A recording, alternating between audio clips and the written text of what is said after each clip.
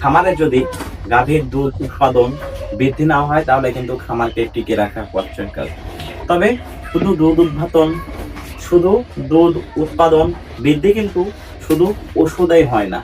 অবশ্যই খামারে দুধ উৎপাদন বৃদ্ধি করতে হলে গবাদি প্রাণীকে গাভীকে পর্যাপ্ত পরিমাণে কাঁচা ঘাস সরবরাহ করতে হবে, দানাদার খাবার দিতে হবে, পাশাপাশি কিছু ভিটামিন নিউট্রিশন সাপ্লিমেন্ট দিতে হবে। আর আজকে আপনাদেরকে যে প্রোডাক্টের সঙ্গে পরিচয় করাই দিব সেটা হচ্ছে আমি যেটা আমার নিজের ফার্মে ব্যবহার করি সেটা আপনারা ব্যবহার করতে পারেন। আমার ফার্মে গাভীর দুধ বৃদ্ধির জন্য আমরা যেটা ব্যবহার করি, আমার হাতে দেখতে পাচ্ছেন এই যে জেনক্যাল গোল্ড। এই যে জেনক্যাল গোল্ড ক্যালসিয়ামটি প্রতিদিন সকালে 20 মিলি বিকালে 20 মিলি যদি প্রাপ্তবয়স্ক গাভীকে দেয়া যায়। এর সঙ্গে পাশাপাশি এই যে দেখতে পাচ্ছেন প্রোমিল ট্যাবলেট, এই প্রোমিল ট্যাবলেট প্রতিদিন একটা।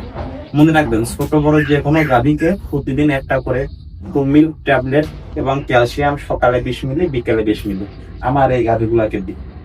আল্লাহর মধ্যে যথেষ্ট পরিমাণ দুধ বৃদ্ধি হয়েছে। আরেকটি প্রাকৃতিক উপায় আছে, সেটা আপনারা ব্যবহার করতে পারেন। সেটা যে কচু শাক পাওয়া যায় না, কচুর যে ডাটা, এই ডাটাগুলা যদি সেদ্ধ করে যে কোনো দানাদার খাদ্যর সঙ্গে মিশিয়ে খাওয়ানো যায় তাহলে পর্যাপ্ত পরিমাণে গাভীর দুধ বৃদ্ধি হবে।